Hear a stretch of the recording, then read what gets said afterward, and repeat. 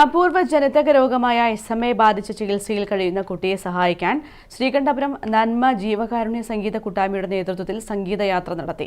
മയ്യിൽ പഞ്ചായത്തിലെ 6-ാം മൈൽ താമസിക്കുന്ന അഭിലാഷ് CT വിജിത ദമ്പതികളുടെ 2.5 വയസ്സ് മാത്രം പ്രായമുള്ള ലക്ഷ്യത്തിന്റെ ചികിത്സയ്ക്ക് പണം സ്വരൂപിക്കുന്നതിനാണ് സംഗീതയാത്ര നടത്തിയത്.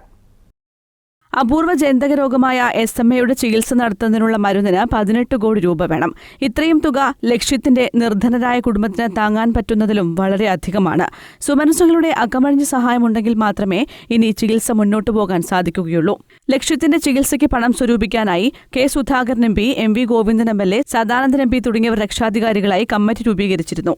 വേഗത്തിൽ പണം സ്വരൂപിക്കുന്നതിനാണ് ശ്രീകണ്ഠപുരം നന്മ സംഗീത കൂട്ടായ്മ 50 മണിക്കൂർ സംഗീതയാത്ര നടത്തിയത്. മട്ടന്നൂർ ബസ് സ്റ്റാൻഡ് പരിസരത്ത് വെച്ച് മട്ടന്നൂർ നഗരസഭ വൈസ് ചെയർപേഴ്സൺ O. പ്രീത യാത്ര ഉദ്ഘാടനം ചെയ്തു.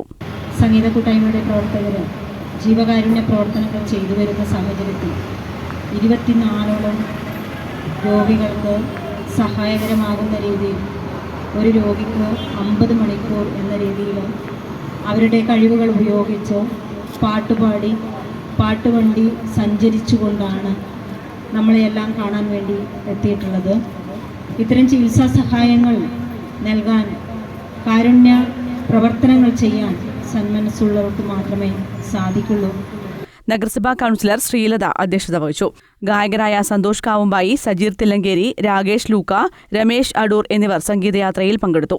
24-ാം തീയതി കണ്ണൂർ പുതിയ തെരുവിൽ വെച്ച് ശ്രീകണ്ഠപുരം നന്മ സംഗീത കൂട്ടായ്മ നടത്തിവരുന്ന 50 മണിക്കൂർ ജീവകാരുണ്യ സംഗീതയാത്ര സമാപിക്കും.